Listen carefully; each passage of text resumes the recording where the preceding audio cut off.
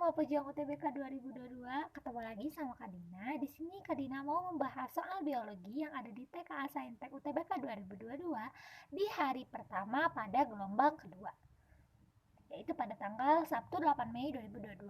Semoga teman-teman yang mengikuti tes UTBK semuanya, teman-teman bisa diterima di PTN impian teman-teman sekalian.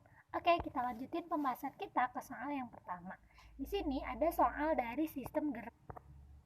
Bunyi soalnya seperti ini. Katanya saat berolahraga, seorang siswa melakukan gerakan tangan dengan mendekatkan dan menjauhkan pada sumbu tubuh. Gerakan antagonis yang terjadi secara berurutan adalah titik-titik. Ini ya. Teman-teman udah tahu banget pasti di gerakan antagonis itu ada 4 gerakan. Ada abduksi, adduksi, fleksi, depresi, sama elevasi. Ada 5 gerakan. Nah, aduksi itu apa? Aduksi itu merupakan gerakan menjauh dari sumbu tubuh seperti gerakan tangan. Aduksi gerakan mendekati tubuh, fleksi gerakan membelokkan bagian tubuh, depresi gerakan menekan ke bawah atau menunduk, dan elevasi merupakan gerakan mengangkat ke atas atau mengadah seperti itu ya. Nah, yang ditanyakan adalah katanya siswa pun melakukan gerakan apa sih yang menjauhi suhu tubuh gitu, seperti itu ya. Nah, gerakan menjauh dan mendekati itu adalah abduksi dan aduksi. Berarti ada abduktor dan jawaban yang tepat adalah yang P, yang abduktor dan aduktor, kan secara berurutan. Gitu ya. Oke, kita lanjutin ke soal yang kedua. Di sini masih soal dari sistem gerak. Katanya seperti ini. Apabila seseorang membengkokkan tangannya, maka mekanisme kerja yang terjadi adalah membengkokkan ya, teman-teman. Pada saat kita membengkokkan tangan, apakah sifat kerja ototnya itu sinergis atau antagonis? Menurut Kak Dina, pada saat kita membengkokkan tangan itu sifat kerja ototnya adalah antagonis, bukan sinergis. Antagonis ya teman-teman, bukan sinergis gitu. Kenapa? Karena ada otot bisep sama otot tricep. Jadi pas kita membengkokkan tangan, si otot bisep ini akan berkontraksi. Nah, si otot tricepnya akan berelaksasi. Berarti jawaban yang paling tepat adalah yang C. Yang E teman-teman, antagon ini. Otot bisep berkontraksi, tricep relaksasi pada saat kita membengkokkan tangan seperti ini loh, kayak ini misalkan jari ini kan. Nah, kayak gini. Oke, kita lanjutin ke soal yang ketiga. Di sini ada soal dari sistem respirasi.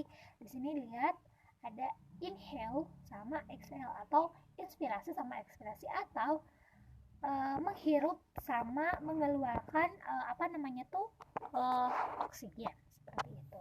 Nah, katanya pernyataan yang tepat yang berhubungan dengan gambar sistem pernapasan tersebut adalah titik-titik. Kita lihat di sini pada saat inspirasi si antar tulang rusuknya itu mengembang, sedangkan pada saat ekspirasi atau pada saat kita mengeluarkan udara, si tulang rusuknya itu menyempit gitu, seperti itu. Nah, berarti pada saat gambar A itu menjelaskan jadi si otot antar tulang rusuknya ini yaitu berkontraksi gitu ya. Nah, jadi menyebabkan si tulang rusuknya itu terangkat dan udara tuh bisa masuk ke dalam paru-paru. Nah, kalau gambar yang B, si otot antar tulang rusuknya ini mengalami yang namanya relaksasi gitu ya. Jadi si udaranya itu keluar gitu ya, kayak gitu. Nah, berarti jawaban yang paling tepat untuk ini adalah yang A, yaitu gambar A, otot tulang rusuknya itu kontraksi, tulang rusuk terangkat, udara masuk ya, ini benar. Relaksasi ini salah. Salah. Di sini kita lihat ya, panahnya ke atas, kalau yang ini panahnya ke bawah, dan ini keluar, kalau ini masuk gitu ya. Jadi kalau misalkan ada gambar, diperhatikan panahnya, diperhatikan strukturnya gitu. Oke, kita lanjutin ke soal yang keempat, sorry. Di sini ada soal dari sistem respirasi. Katanya, udara yang keluar atau masuk ketika bernapas normal disebut apakah udara residu, komplementer, tidal, cadangan atau cadangan pernapasan. Jadi teman-teman, ini adalah beberapa jenis udara yang perlu teman-teman ketahui. Di sini ada udara residu. Udara residu itu sebanyak 1000 cc yang tidak dapat dihembuskan lagi dan menetap di paru-paru. Nah, ibaratnya udara residu ini kayak udara cadangan gitu ya, yang pasti selalu ada kapanpun dimanapun di paru-paru kita gitu ya. Nah, yang selanjutnya adalah udara komplementer, di mana udara ini terdapat 1500 cc yang masih dihirup lagi secara inspirasi yang maksimum setelah inspirasi biasa gitu ya. Nah, selanjutnya ada udara cadangan. Udara cadangan ini sebanyak 1500 cc yang dapat dihembuskan lagi pada ekspirasi maksimum dengan mengurutkan otot perut sekuat-kuatnya. Nah, selanjutnya ada udara pernapasan atau udara tidal. Udara ini merupakan udara yang masuk atau dikeluarkan sebanyak 500 cc pada saat inspirasi atau ekspirasi biasa. Ini yang sering kita lakukan gitu seperti ini. Nah, berarti pada yang ditanyakan adalah pada saat bernapas normal. Berarti jawaban yang paling tepat untuk soal yang ini adalah yang C, yaitu udara pernapasan atau udara tidal seperti itu. Oke, kita lanjutin ke soal yang kelima.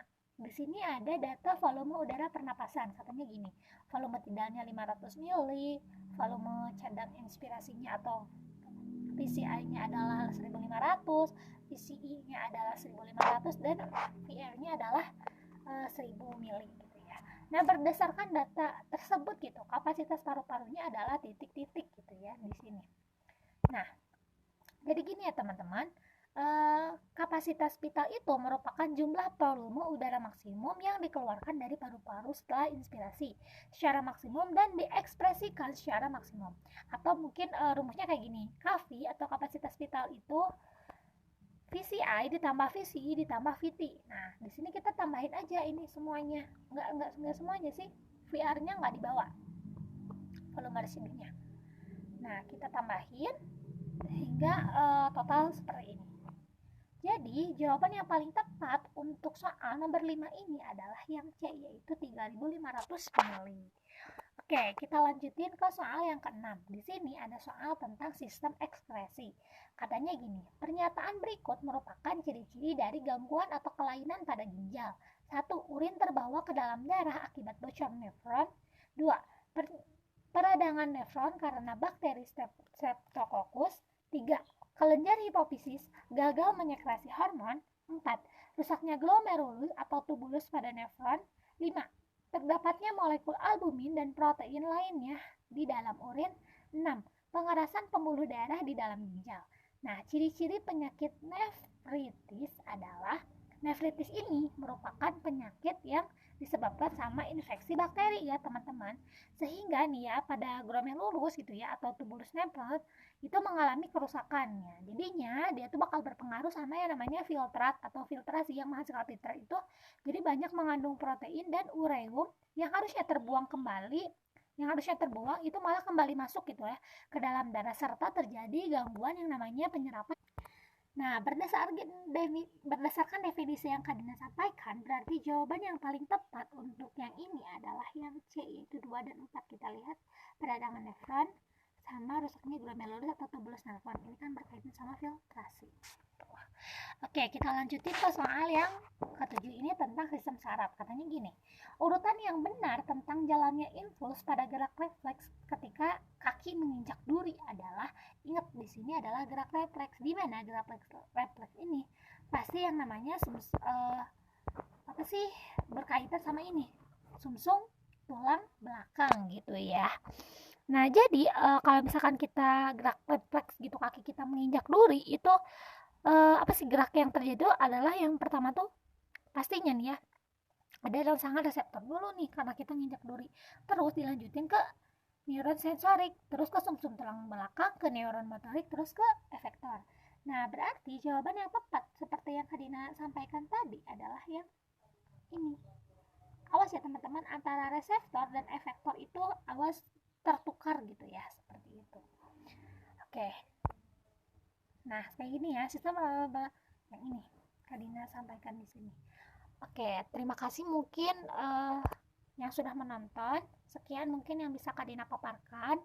Semoga teman-teman bisa mendapat pencerahan dari penyampaian Kak Dina ini. Kalau misalkan ada beberapa soal yang mungkin Kak Dina keliru sampaikan, mohon teman-teman untuk mendiskusikannya di bawah supaya kita bisa sama-sama tahu mana yang tepat dan mana yang seharusnya teman-teman terima.